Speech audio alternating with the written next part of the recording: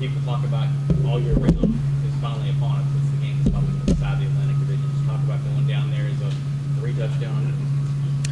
Yeah, you know, hey, they're a good team. You know, as y'all know, and the #1 team in the country now. And you know, we're going down there. You know, we look at it as an opportunity. You know, it's not every year that not everyone gets to play the #1 team in the country. So it's a big opportunity for us. We're looking to go down there and take advantage of it and play the best we can. When you go back to last year and you look at the turnovers, first play of the game, the fumble by Taj, do you think things could have been different if it hadn't been for those turnovers? I mean, it's hard to say, but, you know, to be honest with you, when you turn the ball over that many times, it's hard to win a game. You know, the turnover margin is a huge part of the game. That's something that, you know, you need to win, especially when you're playing against a good team. And, you know, especially as we're going down to play at their place, you know, turnover margin is huge. You know, the number of big plays is huge. You know, and really just the margin for error is a lot smaller.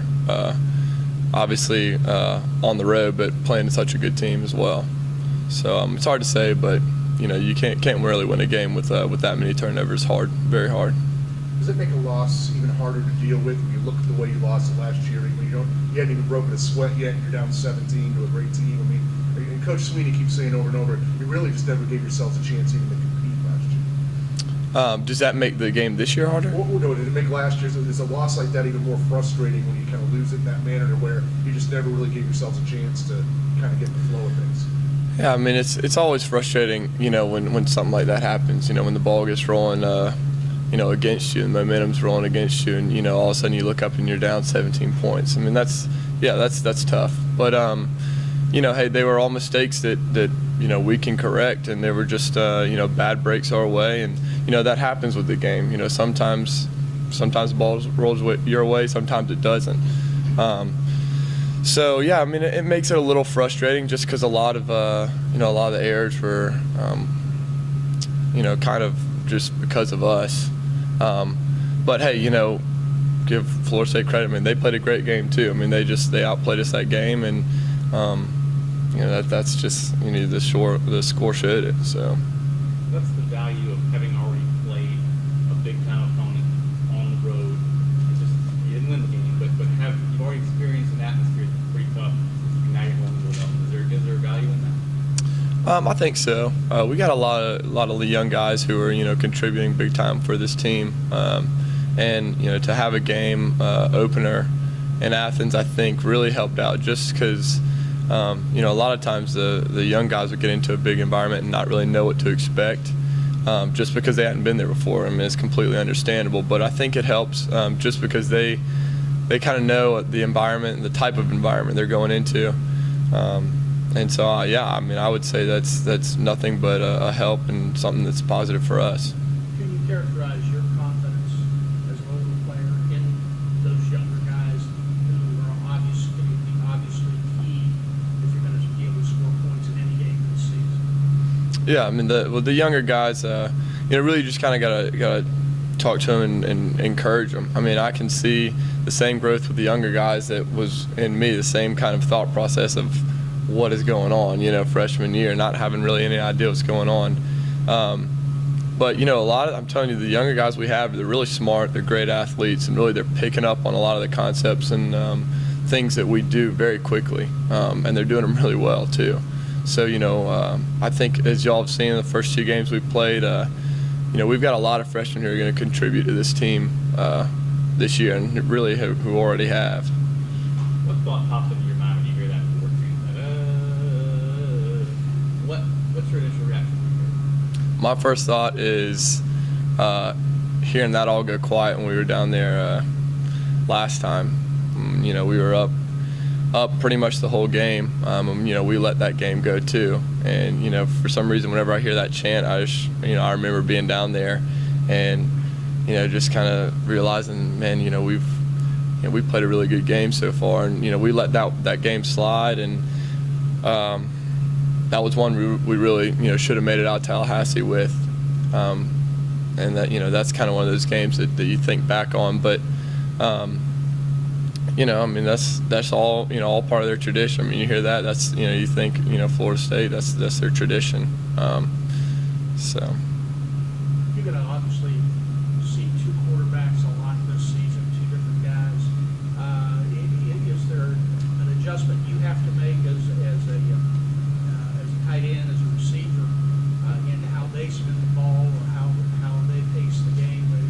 What are the differences in those two guys? I mean, I wouldn't say you necessarily have to make an adjustment. I mean, you know, they both know the offense very well. They can run it very well. And so, you know, as far as the only adjustment I feel like, you know, you would make is maybe, you know, catching a ball from them might be just a little different.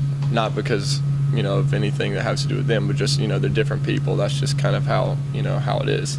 But as far as making an adjustment, I mean, I wouldn't say, you know, that there's any major difference to say, you know, okay, Cole's going off the field, Deshaun's coming in, now I got to change something I'm doing. I don't think so. Dan, you talked about the opportunity that you guys have this week. Is there any kind of, I don't know, agitation in the locker room?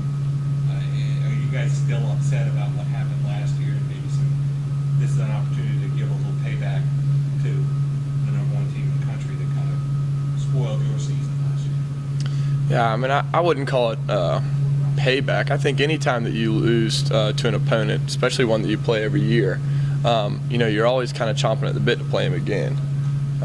You know, you never like to, you know, to end a game with that bad taste in your mouth against any opponent. And so, you know, we're ready to kind of put, especially last year and the year before that, behind us, and you know, ready to, you know, to go on down there and try to get a win. Team goal number 2 on the 5 that are in the team room is win the division. Does this become the game to win in the division, or is it just another game to win in the division? I mean, obviously, it's a very important game to win the division. Any division game is a you know, big game. But you know, I think, you know, if we go down there and you know, we beat Florida State, you know, it still doesn't matter if we lose to another team in the division. Really, any team that you plays in the division is a big game. And you know, this just happens to be you know, our first division game, and so it's the biggest one now. Stan, kind of a different topic. I just want to ask you about, since you've been here at Clemson, that new practice facilities come online. What does that say about the commitment of this place? And now it seems like a lot of other schools in the ACC and the region are trying to match what you guys have with that kind of facility. Yeah, I mean, I think it shows that you know, the coaches, the staff, you know, they're all committed to you know, having us be the best, and really just committed to making the program the best that it can be and striving to be the best in the nation. You know, and really nowadays, you know, having facilities like this is just kind of, it's one of the steps you need to do. You know, you look all around the country, and you know, a lot of people have those things, and you know, it does make a difference. You know, when you bring in an 18-year-old kid and he's looking around and, you know, deciding where he wants to go play football, and you know, one place has a, you know, really nice indoor facility and one place doesn't. I mean, that affects a you know, a kid who, you know, really can't, you know, doesn't look past a year or 2 or 3, you know, in his life. And so, you know, I think facilities are huge for the development and the progression of our program, definitely. Have you seen some of those wow moments when you're maybe hosting a recruit or a recruit's family on campus for a campus visit? Have you seen them kind of look at that place and get starry-eyed? Yeah, I mean, yeah, definitely. I think a lot of it, you know, most of the story I've seen is really from the tradition we have, but because, you know, we bring in a lot of guys who are some of the, you know, highly recruited guys in the nation, and you know, they see indoor facilities everywhere. You're like, okay, yeah, they got an indoor facility, you know. But really, I think the huge attraction to Clemson, besides, you know, the coaching staff, the family atmosphere, the fans, you know, is the tradition. It's just all that combined, in my opinion. I think now having facilities is just, you know, a necessity to be kind of in the ballpark with those kind of recruits.